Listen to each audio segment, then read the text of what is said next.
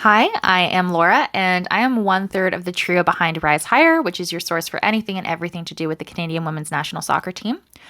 In advance of Canada Women's National Soccer Team and CSA employees, and now former employees, appearing before the Standing Committee on Canadian Heritage, I wanted to make a video explaining what exactly that means and what this entails. So, how and why am I qualified to tell you about this? I am obviously a soccer fan, but my life before soccer is one of a political science nerd. In high school, I worked at the Alberta legislature where I was a page and I sat in on the daily House activities as well as budget committees. So I really lived that legislative experience. I then did my undergraduate degree in political science and focused mainly on Canadian politics and the legislative branch of the federal government. I then did my MA in International Affairs, during which time I was a co-op student for a parliamentary relations unit with the federal government. One of my main responsibilities as this co-op student was to sit and watch House committees and report back on them. So I have a lot of experience working with these, writing reports on them, and observing them on a day-to-day basis.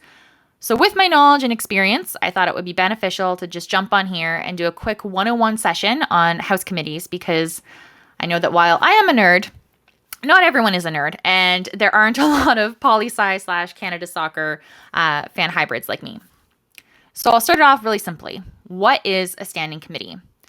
As you may know, the House of Commons and the Senate have a whole bunch of committees to support their work in the upper and lower chambers. A standing committee is called that because, and this is what I used to say when I TA'd, a standing committee stands the test of time. That means it's permanent. It's renewed every legislative session, which basically means that unless someone decides to change the rules, it's not going away. Usually, House committees are responsible for overseeing the work of a specific government department. Committees can study anything and everything related to that department or to their mandate. And so that's what's happening here with the soccer team and the CSA appearing before the committee. You might also wonder who is on this committee. Is it government officials? Is it MPs? Is it randoms? Who is it? So committees of the House are made up of members of Parliament, so elected representatives. These are all party committees, so all parties have representation, or I should say all elected parties have representation on them. The allocation of party seats is dependent on the allocation in the House of Commons. So, for example, and this is me picking numbers, I'm not being partisan here, if the Liberal Party of Canada has 40% of the seats in the House of Commons, then they are entitled to 40% of the seats on this committee. So it's really proportion to what happened in the election. So when the players and the CSA are questioned in this committee, they will be questioned by MPs. The committee can determine how long they spend on a specific issue. So really at this point, we know that there are at least two committee meetings that will either be entirely dedicated to this issue or that will have a significant portion dedicated to this issue. So we have the players or the player reps on the Players Association appearing on March 9th, and then I believe the CSA is March 20th. The committee, essentially, after they believe that they've heard from everyone and they no longer want to continue, they think, yeah, we have enough information, they create a report. And this report essentially details all of their observations as well as lists out recommendations. In some cases, the committee can request the government to respond to its recommendations. So in that case, what happens is the report and the recommendations are sent to the minister and the responsible ministry. It kind of files or flows through the bureaucracy, and then responses are created, and those can either be read out in the committee. And then usually what can happen or stem from there is there can be debates in the House about it. There can be questions in question period. So really, if that's the avenue this goes, there will be a lot more media attention on it, or at least a lot more parliamentary and legislative attention paid to the issue. All witnesses that are appearing before the committee have the opportunity to submit a written brief.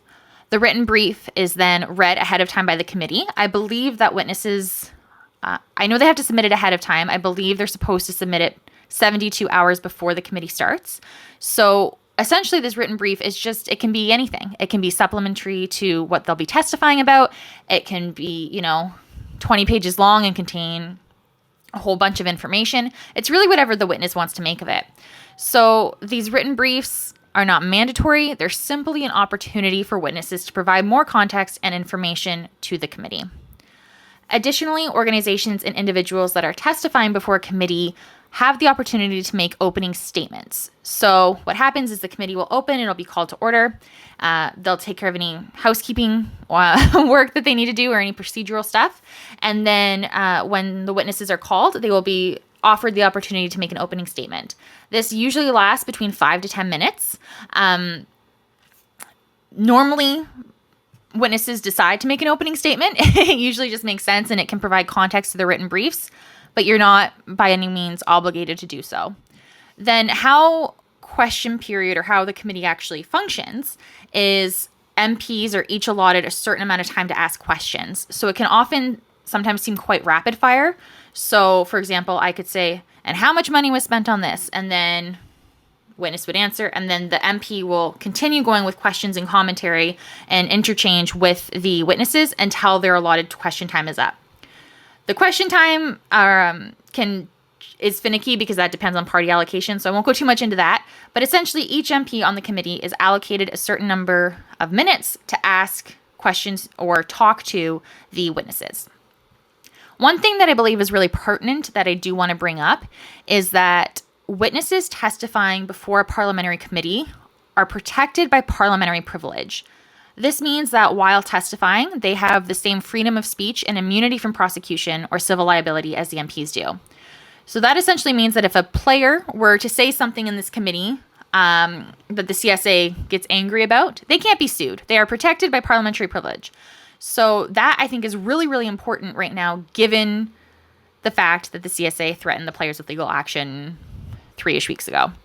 So I really just want to make that clear for everyone that anyone testifying is protected by parliamentary privilege, and that includes the CSA. They're also protected by parliamentary privilege.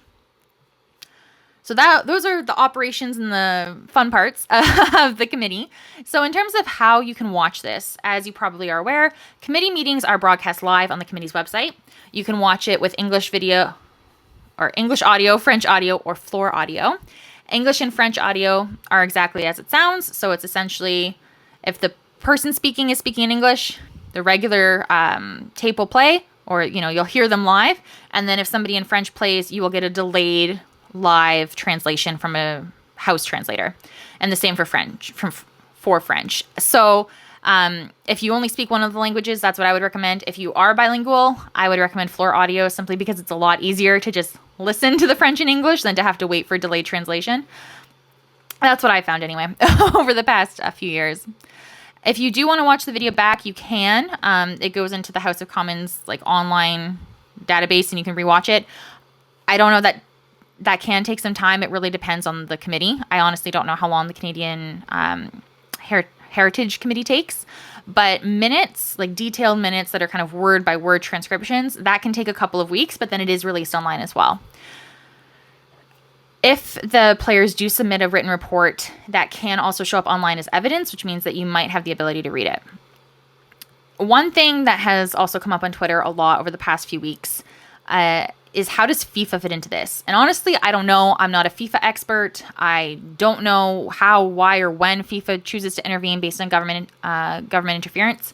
And I wouldn't call this government interference, though. And so what I will say is the CSA receives funding from the federal government. The federal government absolutely has every right to question CSA employees and team members about its operations. And, that goes from a parliamentary perspective and a government perspective, but also from a tax-paying perspective.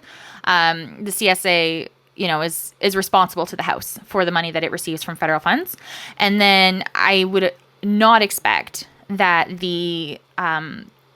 that FIFA would intervene over people appearing before a committee.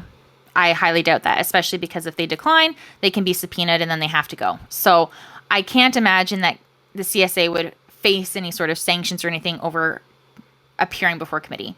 Obviously, if anything else happens, then that's up to FIFA and their wacko stuff and their corrupt methods. But anyway, so that is everything you need to know about House committees. All of this information is publicly available, but sometimes you have to dig through the House of Commons website, which I realize is not everyone's cup of tea. So I thought that just putting this together would kind of summarize it for you. If you do have any questions or comments or anything you want to throw at me, please, you can ask me the questions and I'll reply. I really am a nerd about this stuff, so it's fun. And des questions en français sont bienvenues aussi. Yeah, so that is everything. I hope that helps, and I look forward to watching on the 9th and the 20th, and I hope you have a great day.